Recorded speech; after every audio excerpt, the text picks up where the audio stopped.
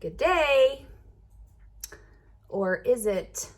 Today is a financial statement day. I've been collecting our past financials for the past 3 years to give to the bank guys over here to figure out what they want to help with or not help with, what we qualify and don't. And so it is my least favorite kind of day when I have to play with numbers and logistics and yeah, like that. That's how I feel about it. I did want to clarify some things. If you are following this journey, I was going to say blog, I was going to say vlog, and it's not really all those things because I'm putting them on social media and it's just, we're winging it right now. So winged journey, flight. If you're following this flight, whatever we want, this adventure, here we go. If you're following me, then you feel like you're in Scotland from time to time. I think in the background you might see Silas sitting back there. I can't tell if that's him at the table. I think it is. You're with us in Scotland right now, and you've probably seen some of the houses that we're looking at, and you're about to see some different kinds of things, and I'm going to tell you why. Because when we were coming over here, we have one objective in coming here, and that is to get pre-settled status. As if we get pre-settled status, we can come and go from this country. We can have property and not have to go back to the States every 6 months and stay away for 6 months. Silas, as an EU citizen, has the right to be here, but he has to be in this country prior to December 31st and then file prior to June of next year. So we're getting it done all in one bang. You already know this if you've been following this journey. You know that that's what we're doing, but that's our number one priority, and everything else is bonus, is investigation, is curiosity, is wonder, is revelation. Because as I've told you before, I followed the whoosh here, and I don't know why this lit up as a possibility. I figure if I just take the first step, if I just do the next right thing, right, and follow the whoosh, then it will reveal itself to me. So the first houses we've been looking at are intended to be a house for me and Silas to have a base, also a place for us to house visitors, people who are curious about what we want to build and the trajectory of our path. We want to be able to bring people over who want to do tours, who want to be involved in Scotland, and who maybe want to go see all the things that are off the beaten track that we have found. But that is really just phase one. Phase one, actually we're involved in phase one. Phase one's just getting here and getting clearance to stay. Phase two would be to get some kind of a household that we can, we can get our dogs here. We can get some of our belongings here. We wouldn't be able to bring everything. Wouldn't be practical at the early stages, just too expensive. And maybe get mom here because mom's getting up there in age and she's going to need some help. And that would get us, that's actually phase two. And that would also allow us to have a place where you can come stay and find out more about our cause, which leads me to phase three. Phase three is to secure a larger building. And what we're looking at are churches, old train stations, old schoolhouses, chapels, castles, manor houses. I'm sure some of you have seen Escape to the Chateau. This is the direction we're headed. We'd like to find something. If we had the funds, we would get something that's already been refurbished, that's already been taken care of.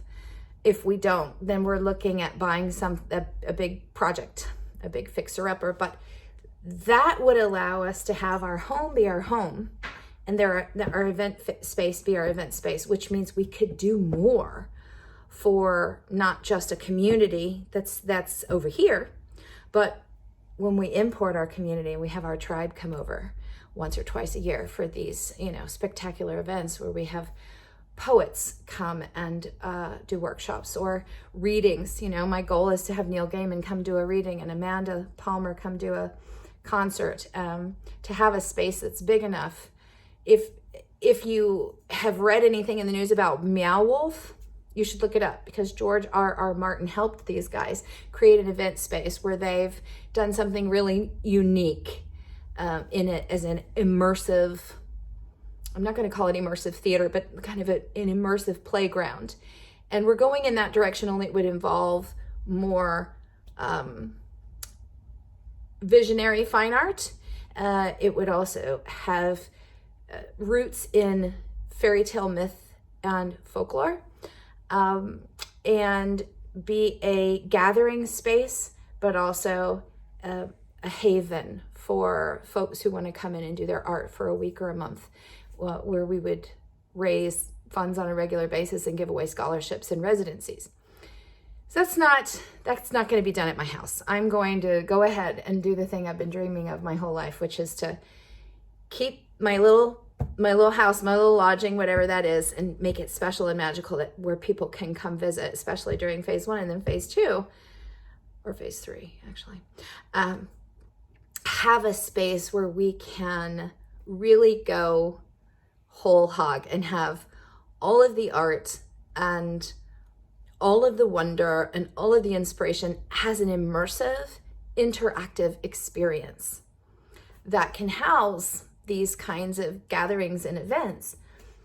And I'm going to do a second video related to this one called Influences, because I've had several people ask me what my vision is for this space that comes after the little house space. We're building that. I have a vision board. I have years and years of gathering intel on this. I've been dreaming for a long time, but it's getting refined as we get over here and we kind of kick up the magic dust, This is a very heavy fairy tale environment, as I'm sure you know. And I'm not just speaking of Scotland, I'm speaking of the greater area. We have so many poets and incredible authors and storytellers. And story is really where the magic is for me. I feel like we're made of stories. I feel if you were to crack the code of our DNA, that at the smallest level, we are made from story, that inside our nucleus is stories. And inside our dreams and our hopes and our ambitions, even our fears, at the core, there's this pulsing, enigmatic force field that I don't have a better name for than story. So story is what I'm interested in telling. It's what I'm interested in sharing. It's what I'm interested in inspiring you to tell your story, you to tell not just your dream story, your fantasy story, but your true stories as well. And for you to tell it not just with your music or your paintbrush or your stage, but with your whole life. And having a center where those stories are gathered and honored and celebrated and encouraged and inspired by people who are also living their story and sharing their story. So that requires, wherever we go and whatever we do, obviously we're starting here, it requires that we find a humble space we know that we can self-sustain in these very challenging and uncertain times. I mean, even that feels like such an unknown, for those of us who don't have an accountant job that we know that is always going to take care of us, or those of us that are not working on the front lines. We're not essential workers. We're artists, we're writers, we're storytellers, we're musicians. This is a really, really uncertain time. And so shopping for a house right now to me seems I was gonna say wackadoodle, but I mean, it feels like wackadoodle on impossible steroids. So I'm just here because the voice told me so. I'm here because the vision led me here. And we are simultaneously looking at the little spaces. So as you follow the videos, you're going to notice we're looking at the things that we could fit in ourselves, and maybe get 1 or 2 or 3 or 4 of you to come play with us in the space. And then we're going to be looking at more experiential spaces, play spaces and dream spaces, and reconstruction spaces, wonder spaces. And I am working on right now turning this vision into something that I can describe with a handful, my elevator speech, because every time I attempt to describe what I have envisioned, words just pop like champagne bubbles and float away. I can feel it. It's a vibration. You cannot say that to Mr. Loan Officer at the bank. There's a lot of people you can't say that to, and that's okay. No harm, no foul, but you know what I'm talking about when you have the feel, and then you can take the feel and become it. It's the best way I can put the, I left everything that was secure over a decade ago in my Georgia house that I bought. And I went out to Taos, and for a couple of years, I sustained 2 households. I supported 2 households, not knowing how I was going to make my money.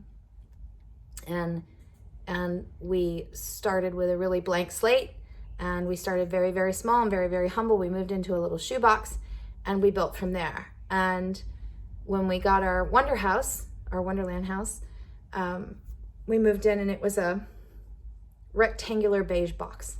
And now it's, I'll put the picture in the first comment underneath this video. So I know that I can feel my way forward, and I trust that.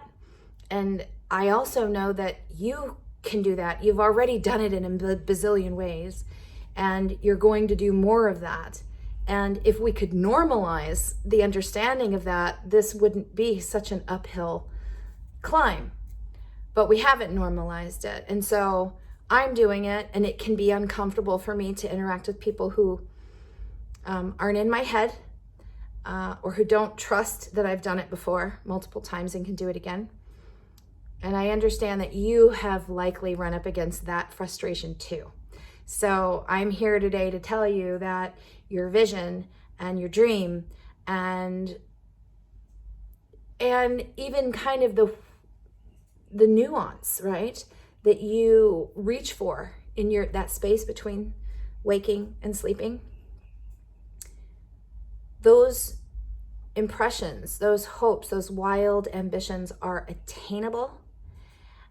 They're entirely possible, and we can make them practical. We have to just move in their direction and trust. And I've already told you this, right? If you go back through my posts on Facebook, you'll see I've told you over and over again that I have to practice this every day, because I too get out of my comfort zone. But I wanted to let you know why. We're going to start seeing different videos of different properties, because we want to secure a little house for us, but that's just not enough to do this vision justice. This vision is I'm calling in Neil Gaiman. I'm calling in Amanda Palmer. I'm calling in a weekend with David White for him to come over and read poetry and inspire us all to create it.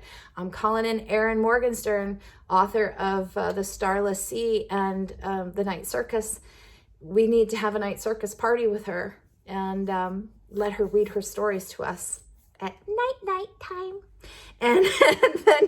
And then we just need to be surrounded by the magic and the stories and share our own. And this is what I hope for us, and this is what I hope for all. So stay tuned. Hopefully now with a little bit more understanding, stay tuned to see what the wonder has in store for us.